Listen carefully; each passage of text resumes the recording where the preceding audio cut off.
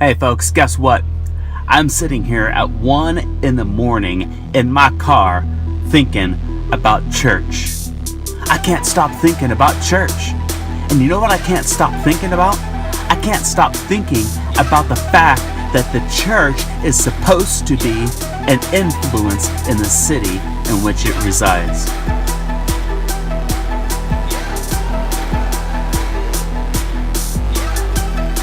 In August, my wife and I moved here to Portland, Oregon to plant a church, and I can't stop thinking about the fact that God called us here to be an influence in our city, a visible influence in our city. I believe that government should recognize the church. I believe that the church should be so powerful and so influential that the city can't take its eyes off of it. That if we were to ever stop existing, that we should leave a gaping hole in the midst of our city. That's who I think that we should be. And as I have been praying about what our city is supposed to see from us, I want to tell you just a couple things that I have seen in our city. In 2011, Portland, Oregon was rated the number 4 most divorced city in the United States. Just last year, over 90% of the homeless people were unsheltered during the winter. There are more marijuana shops in our city than there are Starbucks. There is one strip club for every 9,500 residents in the city of Portland, and yet on the flip side of that, there is only one church for every 23,000 people in our city. Folks, I tell you what I'm seeing. I'm seeing a huge need. You know, Jesus Christ said that we should pray to the Lord of the harvest that there would be workers for the harvest.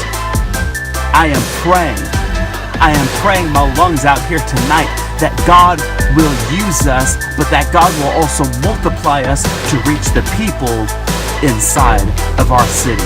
And here's what I know. As we grow, as our church grows, as people become a part of the church and catch the vision of what God has planted us to be, there will come a time where we will be able to visibly influence our city in the places that it hurts the most.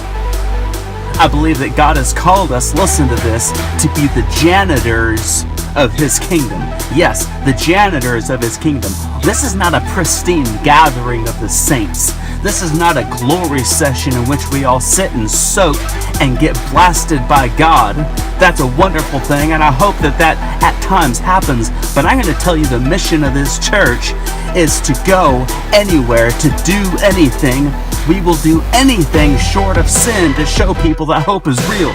We are walking into the cesspools of our city and pulling people into a place where hope is real. I believe that God is going to call us and He's going to use us to walk into the strip clubs and save people out of the exotic industry. I believe that God is going to use us to save those young teenagers who are stuck in sex trafficking. I believe that God is going to call us to missions inside of the bars to save those who are drunk in their stupor and dying. I believe that God is going to call us to mend marriages.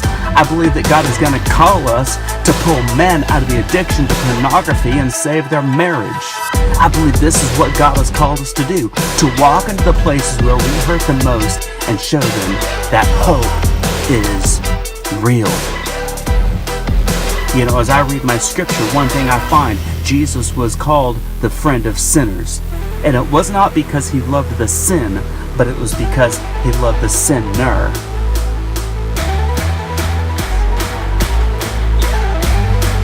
See, He saw past their sin. He saw past their pain and saw their potential. And that is what we're called to do.